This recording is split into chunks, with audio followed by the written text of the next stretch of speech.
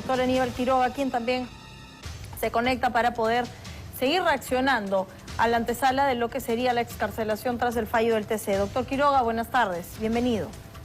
¿Cómo está? Buenas tardes. Bien, doctor, sus impresiones de lo que está ocurriendo. Bueno, no deja de ser llamativo que después de tanto tiempo la figura de Alberto Fujimori convoque la atención política, mediática y de algunas personas que están en el Fundo Barbadillo, ¿no? Y creo que sigue siendo una posición parteaguas que divide de alguna manera a la sociedad y a la clase política.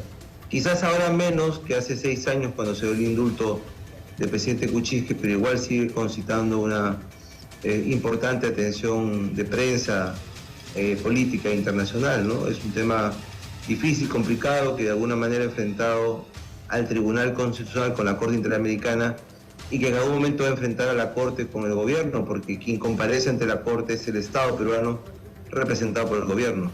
Ahora, doctor, la atención también se encuentra en Palacio de Gobierno, porque hay una decisión importante que tiene que tomar el Ejecutivo respecto a cuál va a ser su posición. Anoche se rumoreaba que efectivamente iban a respetar el fallo del tribunal porque era lo único que había hasta ese momento. Pero sale esta resolución del presidente de la Corte Interamericana de Derechos Humanos y eso al parecer habría hecho dudar a la presidenta, al presidente del Consejo de Ministros, al ministro de Justicia. ¿Cuál debería ser la posición del Ejecutivo y cuáles podrían ser las consecuencias también de esa decisión? Bueno, yo creo que el Ejecutivo ya tomó una decisión. Desde el momento que la familia ha ido al penal, ha ido ya a retirarlo, ya les han avisado que va a ser excarcelado. El INPE pertenece al Ministerio de Justicia, el Ministerio de Justicia es parte del Poder Ejecutivo. Me imagino que ahora el Ejecutivo tendrá que ver cómo se enfrenta a las consecuencias que traiga la queja de la Corte ante la Asamblea de la OEA. Y un actor importante de todo eso también va a ser el canciller, que es un canciller nuevo, que no es un diplomático de carrera y que tiene una posición clara frente a la Corte Interamericana. Entonces, de alguna manera, si se produce la excarcelación, que parece ser un hecho, el gobierno va a tener que enfrentar las consecuencias que eso traiga ante la Corte y ante el sistema internacional de los derechos humanos. Ahora, los Fujimori han llegado porque realmente han sido notificados, eso es lo que está medio en la nebulosa, ¿no? Porque el INPE no ha hecho nada oficial de momento, por lo menos si quieren sus redes sociales. Y hay quienes ya consideran que esto incluso podría leerse como un acto de presión de llegar hasta Barbadillo. No me parece, ¿no? Yo creo que ya han pasado por tantos fiascos, ya lo han liberado, ya lo han vuelto a detener, lo han vuelto a liberar, no lo liberaron. La orden del tribunal anterior fue parada en último momento. Yo tengo la impresión, y si usted me pregunta mi impresión, es que ya han ido a recogerlos porque así han sido notificados y que hay una decisión del Poder Ejecutivo respecto de eso. Como le repito, después de eso vendrá la responsabilidad del gobierno frente a la Corte Interamericana y ante la OEA. Sí, doctor, si me permite, teníamos unas imágenes que me parece que fueron captadas por TV Perú, del interior del penal de Barbadillo, en donde él sale del vehículo y se le ve que está abrazando efusivamente a Kenji Fujimori, a algunas personas. Como usted señala, al parecer sí han recibido algún tipo de noticia positiva respecto a la excarcelación. Hay otros vehículos también del INPE en el interior. Parecería difícil que vayan hasta allá para recibir un fiasco, ¿no? Y yo no creo que tengan capacidad alguna de presión. Ya, como le repito, ya han pasado otros fiascos. Ya en el pasado fue liberado y fue nuevamente capturado. Luego de eso se ordenó la liberación y eso nunca se concretó. Entonces, como que ya están curados de espanto, ¿no? Si ya han ido hasta allá es porque ya han recibido una orden de que va a ser excarcelado. Y eso traerá como consecuencia, como repito, lo que tendrá que enfrentar el gobierno como gobierno, Ministerio de Justicia, Presidencia de la República, Cancillería, frente al Sistema Interamericano de Derechos Humanos. ¿Cómo quedaría el gobierno frente a las instancias internacionales? Porque hay que recordar que la presidenta tiene también un cuestionamiento respecto a este informe que se presentó en su momento por las muertes durante las manifestaciones en contra de su gobierno. ir por el Tribunal Constitucional, como usted señala, que al parecer esto es lo que ha ido, ¿dejaría esto, como dicen otros constitucionalistas, con una mala imagen de que nuestro país no cumple con los tratados internacionales, en este caso en materia de derechos humanos?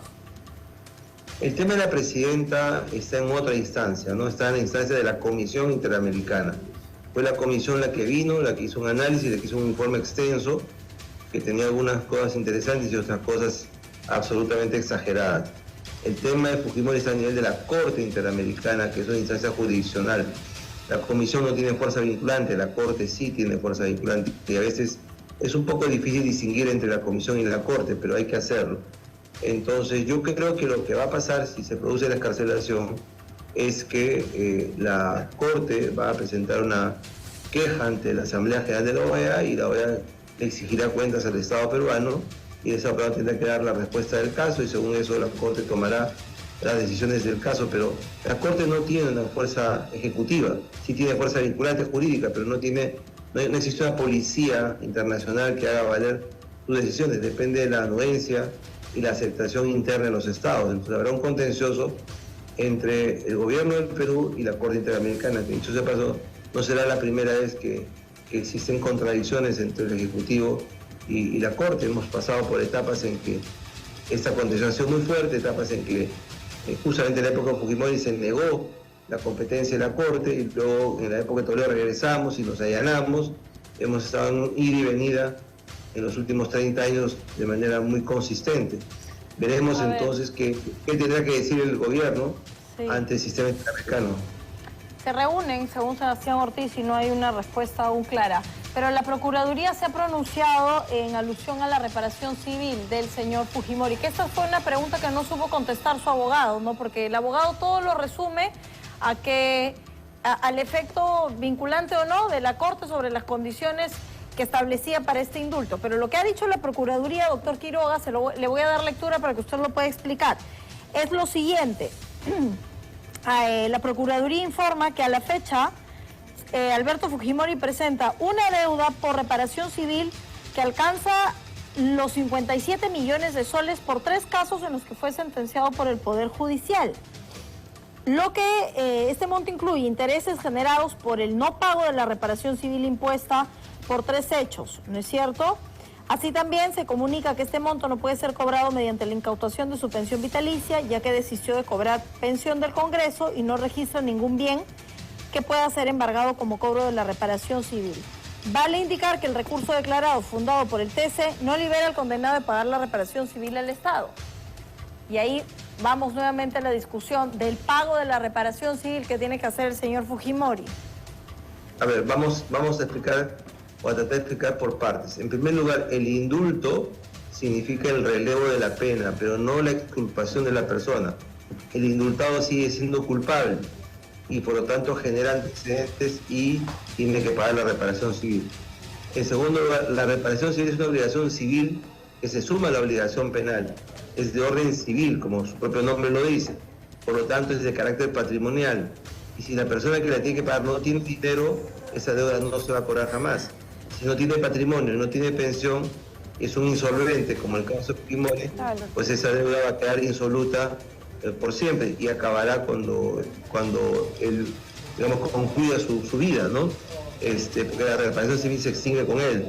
Entonces, son dos cosas diferentes. Lo tercero, en el caso del indulto, que siempre se sostiene, ya como una cosa moral, es que el indultado debería pedir perdón por los hechos por los que fue juzgado, porque él no es inocente.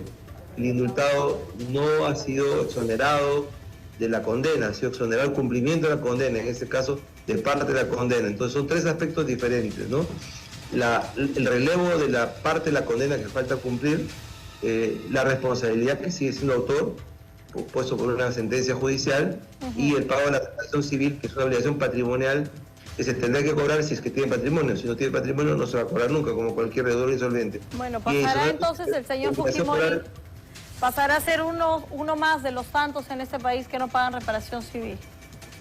Así es. Y lo cuarto es que normalmente el indultado que recibe un beneficio del Estado, una gracia presidencial, debería pedir disculpas o perdón por la autoría que la condena le impone. La condena no ha sido anulada ni relevada.